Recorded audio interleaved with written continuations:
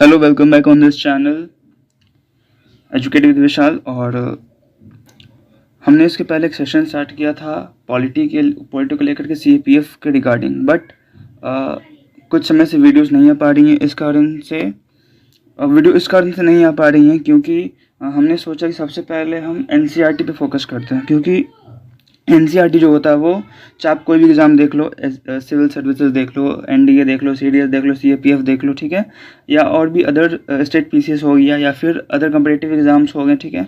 तो जो NCERT जो होता है वो हमारा बेसिक होता है। तो हमने पहले ये सोचा कि क्यों ना सबसे पहले NCERT से ही स्टार्ट किया जाए। तो आपको इस चैनल पे एक सीरीज़ मिलेगा NCERT चेन करके, ठीक है। और ये जो है वो आपको लगभग हर 1-2 दिन के गैप पे आपको ये रिकॉर्ड सेशन उपलब्ध होगा, जिसमें आपको फ्री ऑफ कॉस्ट और बिल्कुल फ्री कॉन्साइज वे में पूरा NCERT का समरी आपको यहाँ पे देखने को मिलेगा। और जितना जो इम्पोर्टेंट नोट्स होता है, इंपॉर्टेंट पॉइंट्स होता है, वो सभी आपको इस चैनल के माध्यम से और जो भी वीडियो आने वाले हैं NCERT चेन का, वो सब आपको दिख जाएगा। और ये जो होगा वो NCERT हम लोग 6 से लेकर 12 तक कवर करने जा रहे हैं। तो जैसे कि मैंने आपको कहा कि आपका ये जो NCERT चेन का जो सीरीज़ आ रहा है वो आपको civil services, state PCS, CAPF, CDS, NDA, other competitive exam, और इसके साथ साथ अगर कोई स्कूल का बच्चा देखना चाह रहा हो, जैसे 6 to 10 होता है ना स्कूल वालों, तो वो भी इसे प्रीफर कर सकते हैं। बिल्कुल इसे आप देख सकते हो, ये बिल्कुल फ्री ऑफ कॉस्ट है, ठीक है। तो स्टार्ट करते हैं इस आज के सेशन को। तो सबसे पहले हम लोग जान लेते हैं कि हम लोग कौन कौन से सब्जेक्ट्स को कवर करेंगे थ्रू NCERT। तो सब फर्स्ट ऑफ ऑल आपका हिस्ट्री है, geography, political science, economics, general science, environment, ठीक है। तो हम अपने NCERT की इस जर्नी में इन 4-5 सब्जेक्ट इसको कवर करेंगे, ठीक है। और जनरल साइंस में हम सभी जानते हैं फिजिक्स, केमिस्ट्री, बायो, तीनों आ जाता है, ठीक है। और एनवायरनमेंट में जो एक्स्ट्रा, इसमें आप जो एनवायरनमेंट देख रहे हो उसमें स्पेशल आपको क्लास 11-12 की ज्योग्राफी से रिलेटेड मिल सकता है। तो अब बात कर लेते हैं हम लोग कि कितने लेक्चर्स होंगे, ठीक है। तो आपको जो टोटल लेक्चर्स होगा वो तकरीबन 73 to 75 के आसपास को लेक्चर मिलेगा NCERT, इंक्लूडिंग ऑल सब्जेक्ट्स, चाहे वो हिस्ट्री हो, ज्योग्राफी हो, पॉलिटिकल साइंस हो, इकोनॉमी हो, ठीक है। और जनरल साइंसेज में बायो, फिजिक्स, केमिस्ट्री हो, या फिर आपका इन्वायरमेंट से रिलेटेड हो, इन सभी को ले करके आपका जो टोटल सीरीज़ का जो सेशन बन रहा है वो टोटल आपको बना 73 to 75 का रिकॉर्डेड सेशन आपको मिलेगा इसी यूट्यूब चैनल पे, ठीक है। तो हम बात कर लेते हैं कि एंशिएंट हिस्ट्री में टोटल कितने लेक्चर्स हैं। तो एंशिएंट हिस्ट्री में जो टोटल लेक्चर्स है वो 15 to 17, ठीक है। अब क्या क्या है, तो एंशिएंट हिस्ट्री ऑफ इंडिया, ठीक है। तो इसके लिए आपको तकरीबन 3 से 4 रिकॉर्डेड सेशन मिल जाएगा, ठीक है। 3 से 4 सेशन में ये पूरा एंशिएंट हिस्ट्री खत्म। 3 से 4 सेशन में आपका यहाँ पे मेडिकल लिखा हुआ है, लेकिन मेडाइवल हिस्ट्री सेशन खत्म हो जाएगा, ठीक है। मॉडर्न हिस्ट्री आपका 4 से 5 सेशन में कंप्लीट हो जाएगा। और एक बात और, अगर आप एज देखना चाहोगे कि आपका जो UPSC है वो सबसे ज़्यादा अगर पूछा जाता है तो वो एंशिएंट और मॉडर्न से ज़्यादा पूछा जाता है, वेटेज कुछ ज़्यादा होता है एंशिएंट और मॉडर्न से इन कंपैरिजन टू मेडिवल और वर्ल्ड हिस्ट्री से भी रहता है, लेकिन उतना नहीं रहता जितना मॉडर्न से रहता है। अगर इसमें देखा जाए तो मॉडर्न का जो वेटेज होता है वो बाकी तीनों से मुकाबले बहुत ज़्यादा होता है। सबसे ज़्यादा मॉडर्न होता है, फिर एंशिएंट, फिर वर्ल्ड बोल लो या फिर मेडाइवल बोल लो, ठीक है। फिर हमारा आता है ज्योग्राफी। तो ज्योग्राफी के लिए टोटल 18 से 20 सेशन लगेंगे, ठीक है, रिकॉर्डेड सेशन में। और इसमें कौन कौन सा क्या होगा, तो फिजिकल ज्योग्राफी के लिए तकरीबन 9 से 10 सेशंस आएंगे, ठीक है, क्योंकि हमारे पूरे ज्योग्राफी में सबसे इम्पॉर्टेंट अगर कुछ है तो वो है फिजिकल ज्योग्राफी, जिसमें हम लोग कॉस्मोलॉजी पढ़ेंगे, ठीक है।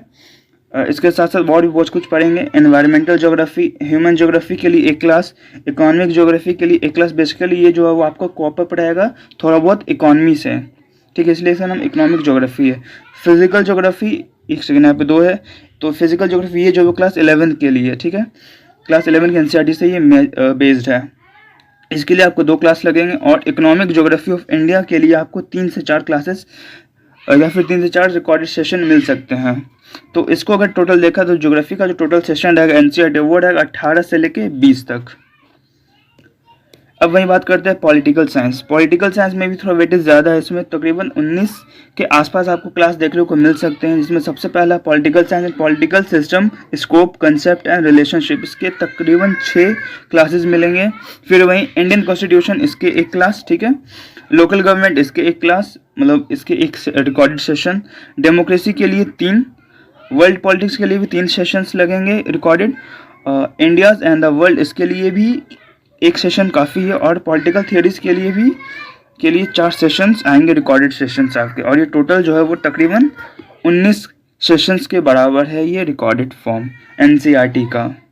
फिर हम बात करते हैं इकोनॉमिक्स का, ठीक है। तो इकोनॉमिक्स में टोटल 7 आपके सेशंस लगेंगे, क्योंकि देखो इकोनॉमिक जो होता है वो हम लोग इसको अंडर एस्टिमेट भी नहीं कर सकते कि ये छोटा है, ये छोटा दिखने में, लेकिन अगर एक्चुअल में आपको सही में अगर आप सिविल सर्विस के लिए देखें तो इकोनॉमी का एक बहुत वाइड रेंज होता है GS3 में। और ये जो होता है वो बेस्ड होता है करंट के हिसाब से बेस्ड होता है, इसलिए इसको GS3 में डाला गया है।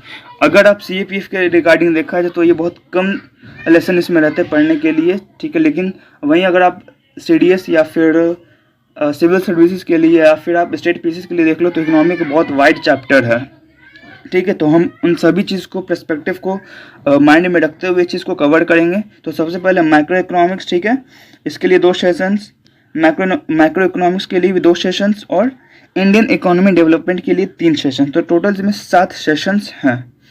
इकोनॉमिक में जो एनसीईआरटी का सेशन है टोटल 7 है। फिर हमारा जनरल साइंस आ जाता है, ठीक है। अब जनरल साइंस में आप देख सकते हो कि 3 वाइड है, पहला फिजिक्स, केमिस्ट्री, देन बायो।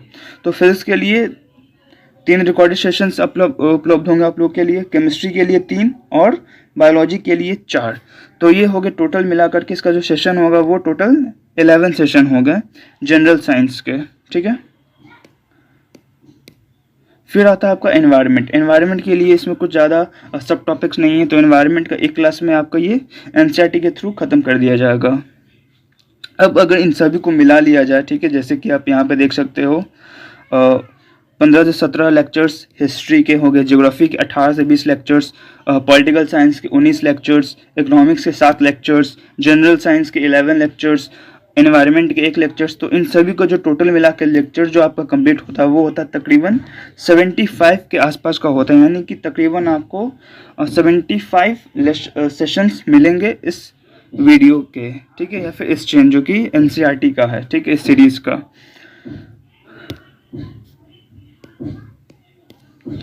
अब देखो आपको ये जो प्रोवाइडेड हो रहा है, ठीक है, एनसीईआरटी के थ्रू, एनसीईआरटी पे बेस्ड जो ये भी जो सेशन आपको प्रोवाइड किया जा रहा है वो किस चीज़ पे प्रोवाइड किया जा रहा है, सोर्स क्या है।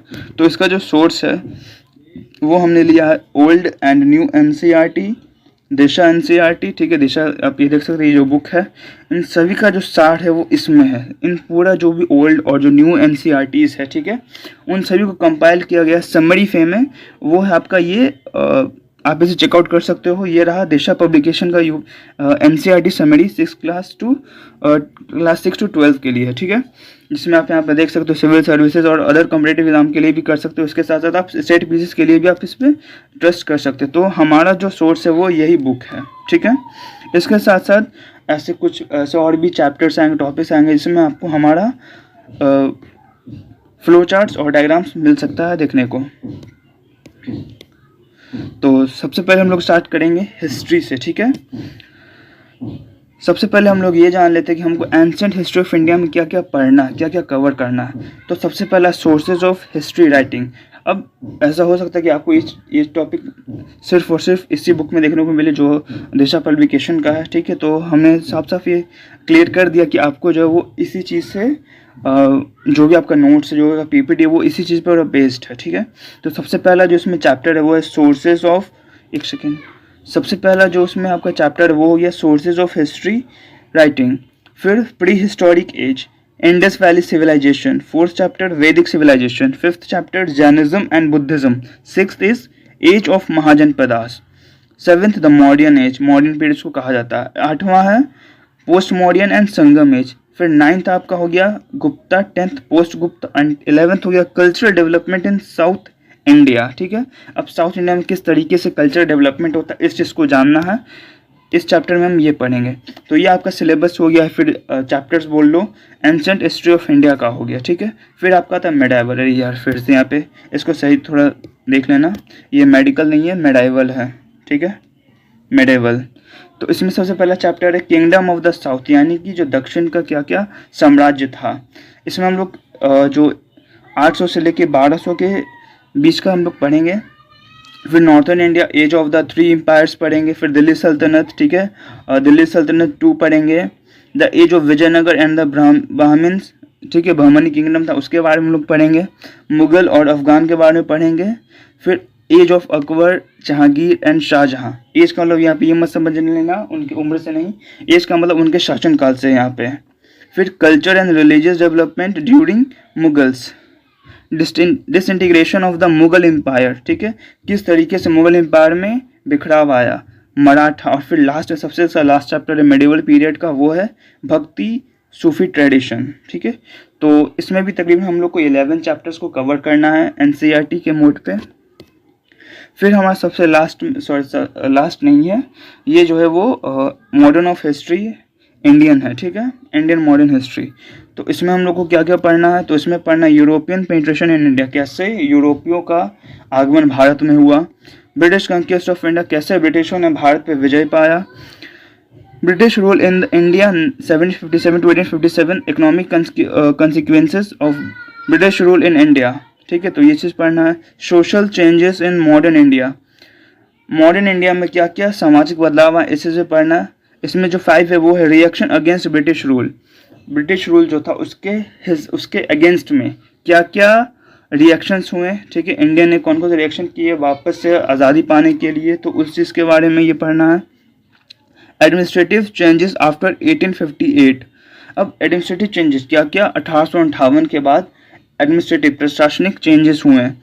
Growth of new India, the nationalist movement, जो नेशनलिस्ट मूवमेंट का जो आगमन, ये जो भावना सब में उमड़ता है, तो इस चीज़ के बारे में पढ़ना, जो कि 1858 से लेकर के 1905 के बीच में इसका ये दौर होता है।